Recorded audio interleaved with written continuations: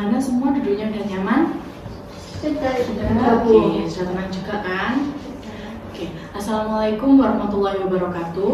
Waalaikumsalam warahmatullahi wabarakatuh. Oke, Alhamdulillah kita dapat berkumpul di ruangan ini dalam keadaan sehat ya. Sebelum memulai kegiatan pada pagi hari ini, alangkah baiknya kita berkenalan terlebih dahulu. Nah, seperti pepatah mengatakan bahwa tak kenal maka Tak sayang. Oke, perkenalkan nama saya Nadia Rahmaja. Saya yang akan memandu bimbingan kelompok pada hari ini. Bisa perkenalan dari kalian pertama? Perkenalkan, nama saya Amelia Fatika Sari, biasa dipanggil Amel. Saya dari Prodi Manajemen. Oke, lanjut. Kalau saya, perkenalkan nama saya Miftah Kusna, biasanya dipanggil Miftah. Saya dari Prodi Akuntansi. Kalau saya Nadia Zahri, biasanya dipanggil Nadia. Saya dari program studi bimbingan dan konseling. Oke. Ini beda-beda semua ya prodinya? Iya, ada. Satu angkatan semua ini? Enggak. Beda. Enggak. Kalau Mbak Amel? Angkatan Saya dari angkatan 2023. Mbak Miftah? Kalau saya 2024. Mbak Nadia? Kalau saya dari 2025. Oke. Terima kasih atas perkenalannya ya. Senang sekali kita bisa berada di antara teman-teman dari latar belakang prodi yang beda-beda ini. Nah, sebelum kita melangkah lebih jauh, bagaimana perjalanan kalian tadi dari rumah ke sini? Apakah lancar? Lancar pun. Oke. Mbak Miftah? Dari rumah ke sini sekitar 15-20 menitan. Oke. Kalau Mbak Nadia? Saya kan dari Sidoarjo ya, Bu. Jadi saya tadi kurang lebih 30 sampai 45 menitan. Kalau Mbak Amel? Kayaknya rumah saya yang paling jauh deh, soalnya dari Gresik Bu. Iya. Sini ke rumah saya ke sini itu 45 sampai 50 menitan lah. Jauh ya, oke. Iya. Wah, luar biasa sekali perjuangan jarak tempuh teman-teman hari ini ya. Semoga semangatnya tetap terjaga ya, agar Amin. kita lebih santai dan fokus. Mari kita lakukan ice breaking terlebih dahulu ya. Apakah teman-teman siap? Siap Bu. Oke. Nah, ice breakingnya itu nama permainannya adalah saya berkata. Nah, cara mainnya ini tuh sangat sederhana. Kalian tuh harus mengikuti instruksi yang saya ucapkan terlebih dahulu. Misal, saya berkata pegang kepala, maka kalian pegang kepala. Tetapi jika saya tidak mengucapkan saya berkata, maka kalian tidak perlu memegang kepala. Oke, apa bisa dipahami? Bisa, Bu. Bisa. Oke, mari kita mulai.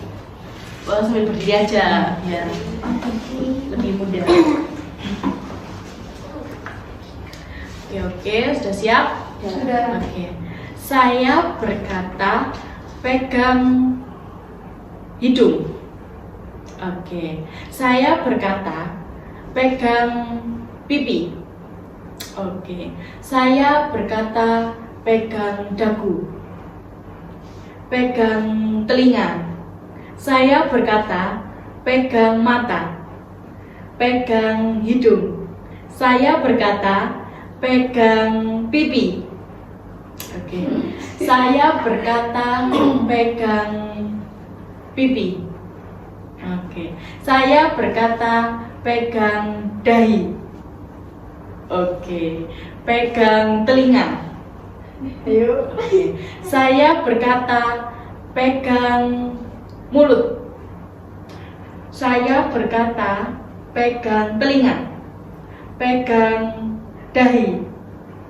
Saya berkata pegang kepala. Pegang mulut. Saya berkata pegang hidung.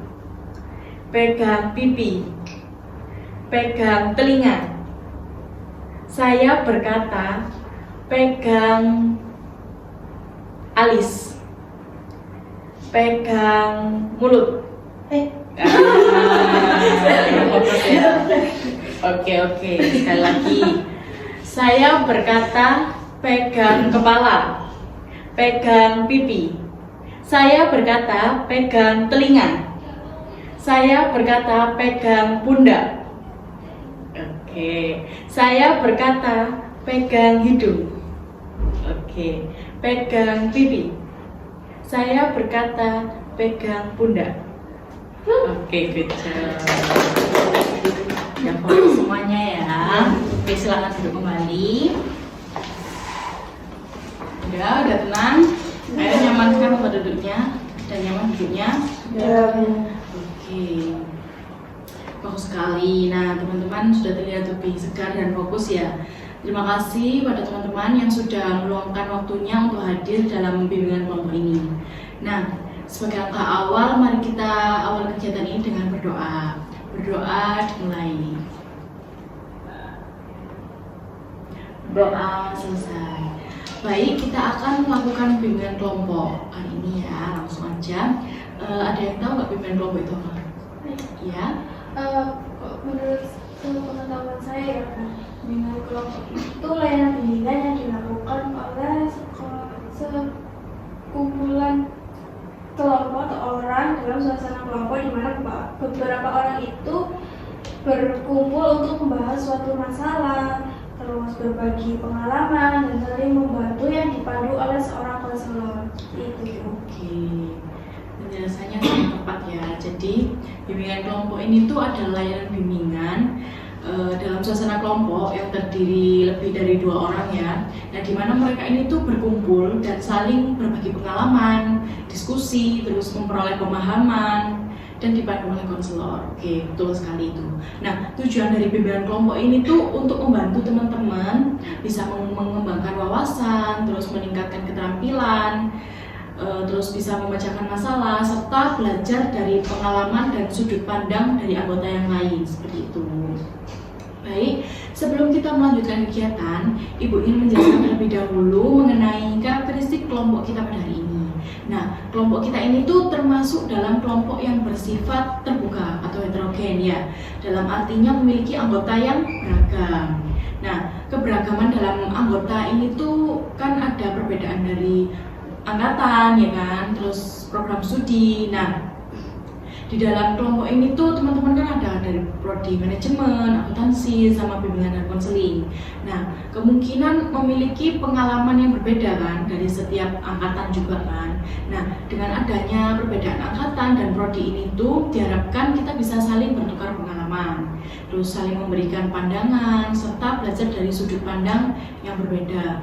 Misalnya nih, teman-teman yang berbeda dari angkatan yang lebih duluan ya kan, yang lebih tua, itu tuh bisa memberikan pengalaman yang lebih banyak dalam waktu, sedangkan yang lain bisa memberikan perspektif baru. Namun demikian, dalam hal kelompok seperti ini tuh kita tetap perlu menjaga sikap dan saling menghargai. Lalu tidak membandingkan secara negatif ya, tapi kita memberikan kesempatan kepada setiap anggota untuk berbicara. Apakah penjelasan ini bisa dipahami oleh teman-teman? Bisa. Oke. Oh, jadi meskipun kita beda angkatan, terus beda jurusan, itu tetap bisa saling belajar bersama ya dari pengalaman masing-masing. Iya benar, betul Mbak Apel. Oke, lanjut ya. Pada bimbingan kelompok kali ini tuh saya akan menggunakan media berupa kartu pintar ya ini ya. Nah, yang akan membantu kita mengkaji topik pembahasan secara mendalam. Nah, topik yang akan kita bahas pada hari ini itu yaitu mengenai manajemen waktu. Nah, kenapa sih topik ini tuh sangat relevan di kehidupan teman-teman sebagai mahasiswa? Karena kan seringkali kita tuh dihadapkan pada banyak tantangan, seperti adanya distraksi dengan penggunaan ponsel, terus media sosial, tugas yang menumpuk, habis itu kesulitan membagi waktu antara kuliah sama kegiatan kita sendiri, terus serta kebiasaan menunda-nunda tugas ya kan. Terus selain itu tuh ada juga yang merasa kurang fokus saat belajar, sulit menentukan prioritas mana yang akan dikerjakan terlebih dahulu, atau bahkan kelelahan karena tidak bisa mengatur waktu istirahat yang baik. Nah, maka dari itu tujuan pemilihan topik manajemen waktu ini tuh kita akan jadi lebih tahu bagaimana cara mengelola waktu yang lebih efektif dari berbagai permasalahan tersebut dapat kita atasi dengan lebih baik. Oke, sebelum kita mulai, saya akan menekankan beberapa hal penting dalam pelaksanaan bimbingan kelompok ini. Nah, pertama saya akan menerapkan asas kesukarelaan, di mana teman-teman hadir berpendapat tanpa ada unsur paksaan. Dan yang kedua ada asas kerahasiaan, yang berarti segala hal yang kita diskusikan di dalam ruangan ini bersifat rahasia dan tidak boleh dibicarakan di luar forum ini. Apakah teman-teman bersedia dan sepakat untuk mematuhi asas-asas tersebut? Sepakat. Oke, baik. Terima kasih atas kesempatan yang luar biasa dari teman-teman ya. Sekarang kita memasuki tahap transisi ya. Nah, pada tahap ini tuh wajar nantinya jika muncul kecemasan, kebingungan, atau mungkin ada perbedaan pendapat dari kalian. Nah, karena kondisi ini tuh merupakan hal wajar dalam dinamika kelompok. Justru itu akan memperkuat ikatan di antara kita. Jika ada teman-teman yang merasa ragu dan ada yang ingin ditanyakan lebih lanjut selama proses diskusi berlangsung, jangan ragu-ragu untuk mengangkat tangan ya. Nah, oke, jadi di sini kita akan berdiskusi tentang manajemen waktu. Apakah ada yang tahu manajemen waktu itu apa? Oke. Menurut saya manajemen waktu itu kemampuan seseorang dalam mengatur, terus merencanakan dan menggunakan waktu secara efektif agar kegiatan yang kita lakukan itu dapat berjalan dan juga secara agar tujuannya itu bisa tercapai. Oke, betul. Apa yang dikatakan Mbak Amel sangat betul ya. Jadi manajemen waktu itu adalah cara seseorang dalam menentukan prioritas, bagaimana kita membagi waktu untuk berbagai aktivitas, serta mengendalikan diri agar tidak terjebak pada kegiatan yang kurang bermanfaat. Sampai sini paham teman-teman? Baik, kalau begitu langsung saja kita cermati dari pertanyaan-pertanyaan kartu pintar ini ya. Saya akan bagikan mulai dari Mbak Miftah terlebih dahulu, lalu Mbak Nadia, terus Mbak Amel ya. Oke, sekarang bisa dimulai dari Mbak Miftah dulu, langsung dibaca pertanyaannya dan dijawab ya. Jadi saya dapat pertanyaan, seberapa penting waktu menurut Anda? Menurut saya waktu itu sangat penting ya Bu, karena waktu adalah sesuatu yang tidak bisa diulang atau diputar kembali. Nah, setiap orang kan memiliki waktu yang sama sehari, yaitu 24 jam. Nah, bagaimana cara kita menggunakan waktu itu sangat berpengaruh dengan hasil yang kita peroleh. Jika kita menggunakan waktu itu dengan baik, kita akan dapat menjalani banyak hal, terus mencapai tujuan dan juga menjalani hidup itu lebih teratur lagi.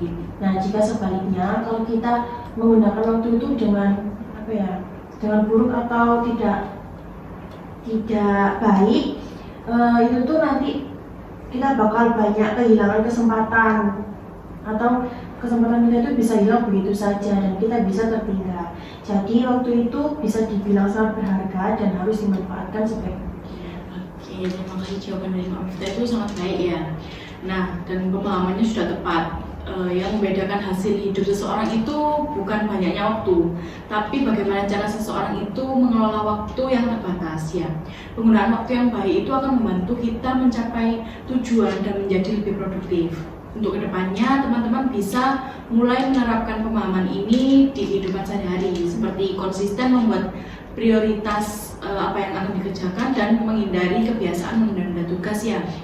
Oke, selanjutnya pertanyaan kedua dari punya Mbak Nadia ya, boleh dibacakan?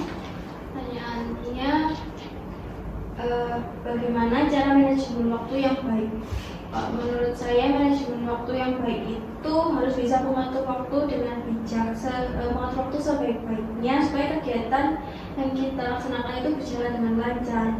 Dengan cara menentukan mana yang lebih penting untuk dikerjakan terlebih dahulu. Terus kalau ngerjain itu jangan ditunda-tunda nanti dan akhirnya kan jadi terdistract ya Bu. Terus kalau ngerjain itu ya udah yang dikerjain itu, jangan diselang-seling. Terus buat rencana atau jadwal harian apa yang kita kerjakan. Jangan lupa juga untuk mengistirahatkan badan kalau capek. Lalu yang terakhir itu bisa mengevaluasi apa yang sudah dibuat jadwalnya tadi untuk diperbaiki ke depannya. Oke, luar biasa sekali jawaban dari Nadia ya. Nah, langkah-langkah tersebut itu sangat tepat dan menunjukkan bahwa kita juga bisa memahami konsep penentuan prioritas serta keseimbangan antara bekerja dan beristirahat. Nah, semoga teman-teman juga bisa menerapkan secara konsisten ya dalam rutinitas kehidupan sehari-hari maupun di kampus atau di luar kampus. Oke, teman-teman sekalian, ya kita sekarang berada di tahap working stage ya. Nah, pada tahap ini tuh kita saling lebih terbuka dalam mengungkapkan pengalaman, terus saling memberikan dukungan, terus serta berfokus pada pemecahan masalah. Nah, kita akan melanjutkan pembahasan dari kartu pintar tersebut. Pertanyaan ketiga dari Mbak Amel. Oke, Mbak Amel boleh dibacakan. Oke. Pertanyaannya, apa saja kebiasaan yang bisa membantu meningkatkan manajemen waktu? Menurut saya buat catatan tugas. Nah, itu kan bisa lebih mudah kita gitu loh. Kayak tugas apa aja yang harus dikerjakan. Terus yang kedua itu menghindari distraksi. Karena kan saya sendiri aja sering banget ke distract sama HP waktu ngerjain tugas. Terus yang selanjutnya itu ada menentukan prioritas. Jadi kalau misalkan ada 2 tugas ya, kita tuh ambil yang deadline-nya itu mendekati gitu. Terus disiplin waktu sama evaluasi waktu. Jadi setelah melakukan ini tadi kayak cari data, terus distract ini tadi, kita lihat kira-kira itu apa yang kekurangan, terus apa kelebihan dari ini tadi. Oke, betul sekali. Poin-poin yang sudah disebutkan dari jawaban dari Mbak Amel tadi itu sangat tepat. Dengan membuat daftar tugas ya, terus kita tuh juga bisa tahu dengan jelas yang diselesaikan terlebih dahulu itu yang mana, terus bukan cuma nyelesain pekerjaan yang mendesak saja. Terus hal ini tuh bisa melatih tanggung jawab teman-teman juga. Itu kan bisa kalian kan dari prodi apa aja kan bisa terarah nantinya ya kan. Terus selanjutnya agar pembahasan kita ini lebih komprehensif ya, mari kita saya ada media video bisa mengetahui bagaimana manajemen waktu, contoh manajemen waktu yang tidak baik seperti apa. Oke.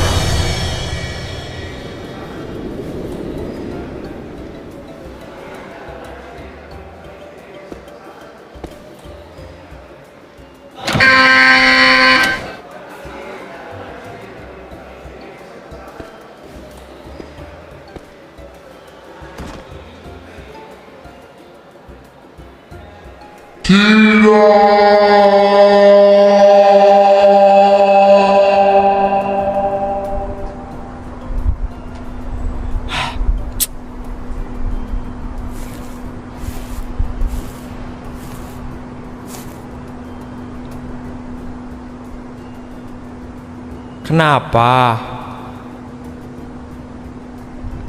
Telat ikut ujian? Kok bisa?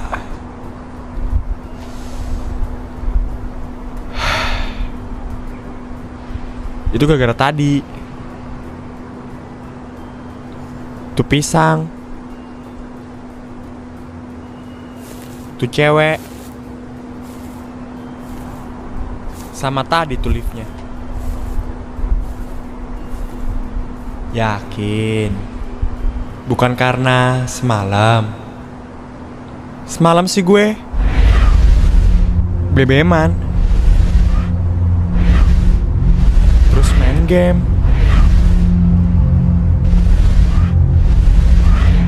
dan browsing. Nah tapi gue kemarin juga ngerjain tugas tuh sampai jadi. Oh, tapi sampai jam berapa? Sampai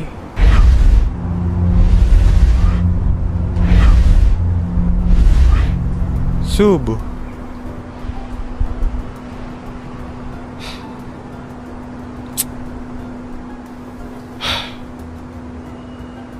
Iya juga ya. Harusnya gue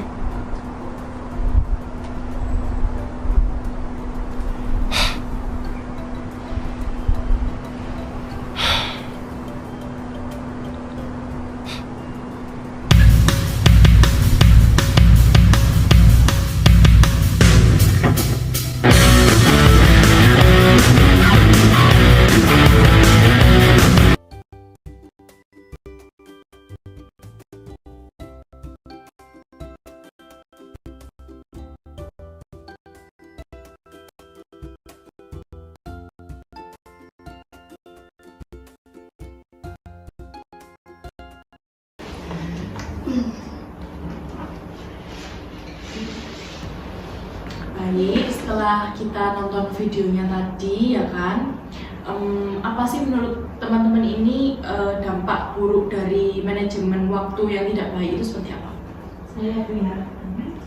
Jadi orang yang tidak bisa mengatur waktu dengan baik itu seperti menunda pekerjaan, bermain ponsel sampai larut malam, dan akhirnya bangun kesiangan.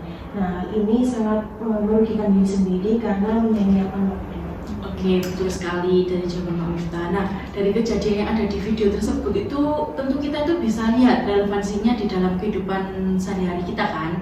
Nah, apakah dari kalian ini pernah mengalami hal yang sama seperti yang ada di video? Misalnya kesulitan mengatur waktu, terus menunda tugas ya kan, atau terlalu lama menggunakan gadget ya sampai lupa aktivitasnya. Ada yang pernah?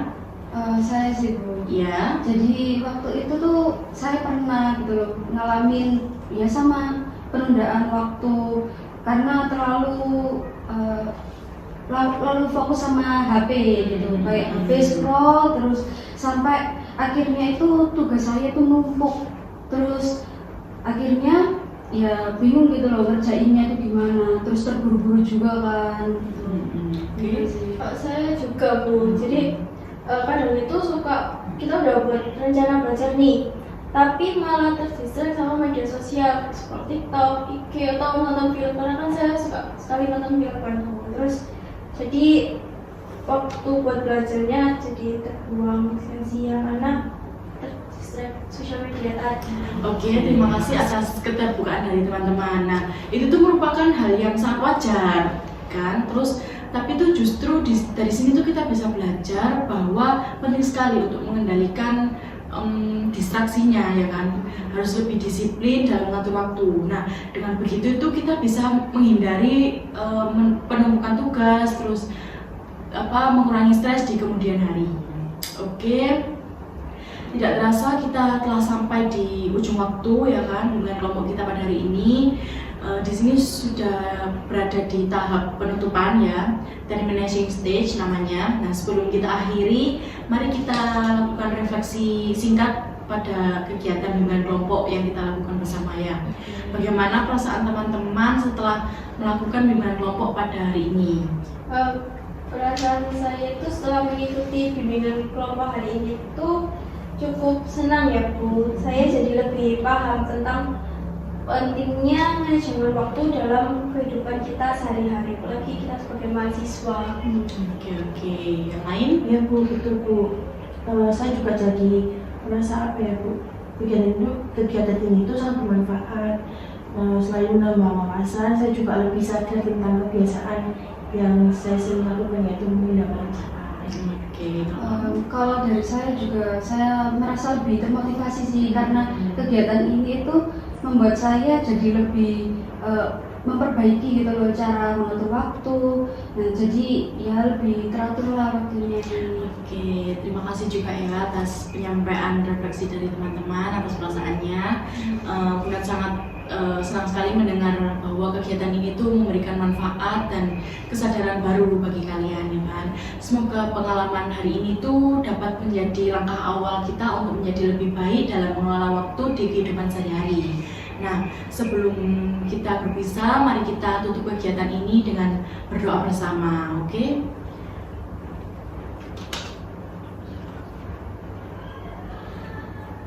Berdoa selesai. Oke, terima kasih banyak atas waktunya teman-teman hari ini. Mohon maaf apabila ada kekurangan dan salah kata dari saya dalam penyampaian. Saya akhiri. Wassalamualaikum warahmatullahi wabarakatuh. Waalaikumsalam warahmatullahi wabarakatuh. Terima kasih Bu.